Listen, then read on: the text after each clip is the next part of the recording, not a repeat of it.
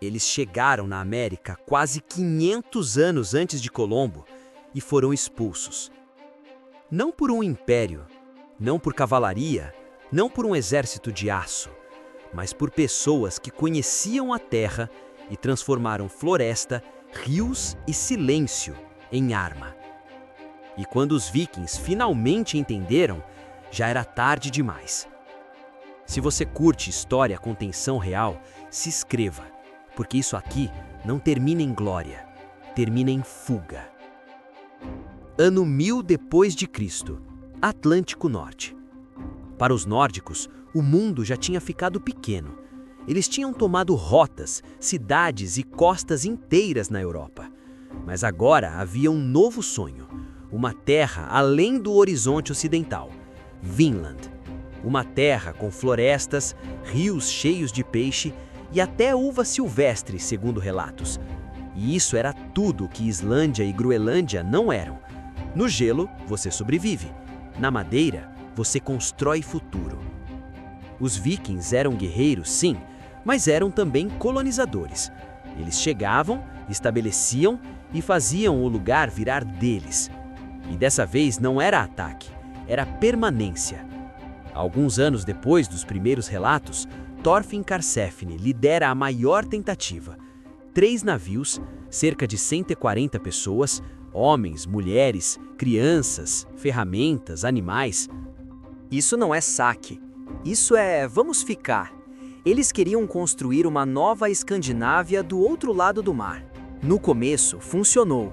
Os nativos, chamados nas sagas de Skrellings, aparecem nas margens, curiosos, observando. A troca, peles por tecido, objetos por comida. 2 mundos se medindo, sem se entender. E por um instante parece que Vinland vai dar certo. Até que acontece o detalhe que transforma tudo. Um nórdico mata um nativo. As fontes não explicam exatamente como. Roubo, mal-entendido, pânico, arrogância. O motivo se perdeu, mas o efeito não. O corpo cai e os Skrellings desaparecem na mata. O assentamento continua. Casas longas, colheita, gado, rotina. Até aquela manhã. Névoa no rio. Dezenas de canoas surgem silenciosas, rápidas, como sombras. Os nórdicos fazem o que sempre funcionou na Europa. Pegam escudos, formam parede, lanças prontas. Eles esperam uma carga. Ela não vem.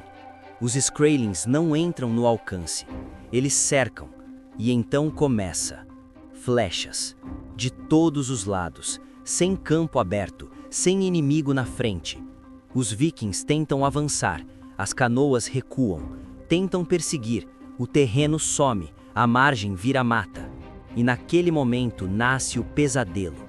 Eles percebem que tem uma fortaleza, mas não tem território. E aí começa o tipo de guerra que nenhum europeu queria lutar.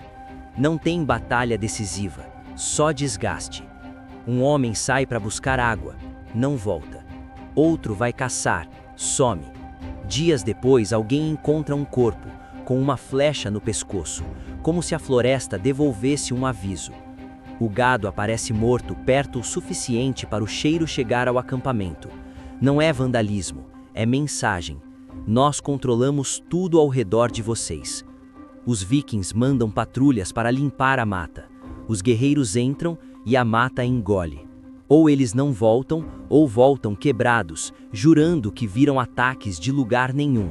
Porque nessa guerra, o inimigo não precisa aparecer para vencer. Ele só precisa estar perto o suficiente para você nunca dormir em paz. E então vem a parte mais cruel, o assédio noturno. Sons na escuridão, gritos, batidas, madeira quebrando. Os vikings saem com tochas. Nada. Silêncio. Eles voltam para dentro. Os sons recomeçam. De novo e de novo. Sem sono, o cérebro começa a falhar. O medo vira raiva.